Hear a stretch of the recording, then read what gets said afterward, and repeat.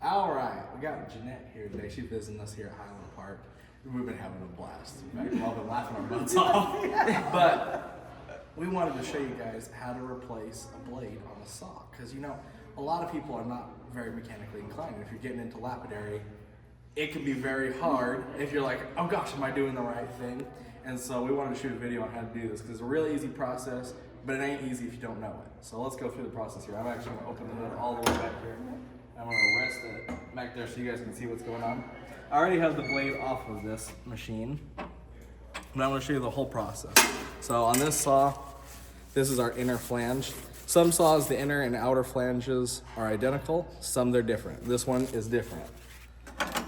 If you look at this, this is a Precision 12 Highland Park saw. This is the all stainless steel version. This is prototype. You haven't seen this one yet, by the way. But this is your inner flange. This one covers the bearing. And this is your outer flange. This is what's going to go where on the outside of the blade there. So I'm going to start by always taking the flanges and wiping them down. Now the reason you wipe them down is if you get any little rock chips or debris on there, your blade can wobble. So I'm also going to run my finger along the edge there, make sure there's no burrs. You know, if you get a little bit of your rock runs into the flange and you mar it up, you can get a little burr there. And if you get a burr of metal there, you can cause the same problem where your blade's doing this and you're like, oh gosh, why won't it cut smooth? So the first thing we're going to do is wipe the flange down, and then I'm going to wipe down the surface that it goes onto, and then we'll put our inner flange on. And I'm going to interrupt so you can say, so make sure the outer flange has the rounded curve to it. So the inner flange and the outer flange are very different. So make sure that this is the outer flange. But it also depends on the saw too, because some of them, the inner and outer are identical, but you're right. You do want to make sure this dome side goes on the outside. For the Precision 12-inch, this one, yes. All right, I'm going to stick the parts down there. Now I'm going to do the same thing with the blade. I'm going to wipe down. This is a vintage blade that I like to cut with because it's cool. It's an old vintage blade.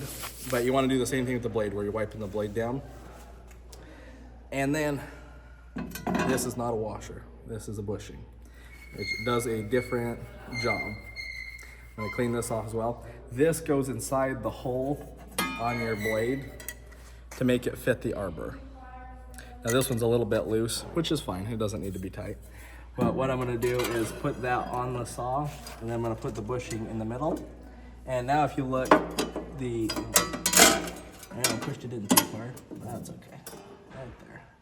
If you look, the blade is sitting on that bushing.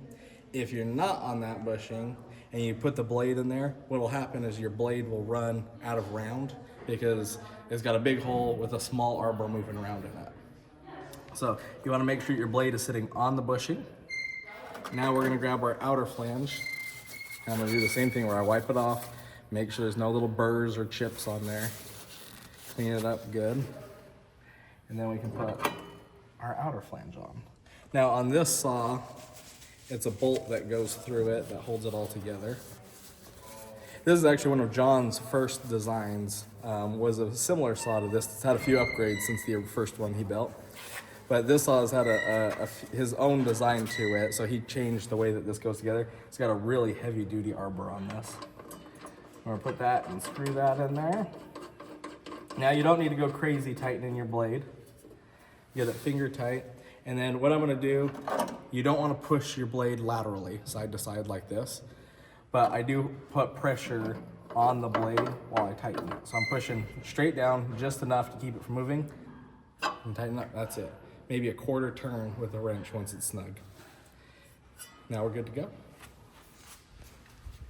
Thank you, Zeke, for the great tutorial on how to change your saw blade or flip your saw blade. And as Zeke has instructed, you're supposed to flip your saw blade approximately every month or so.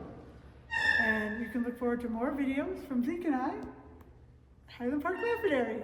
Thanks, guys.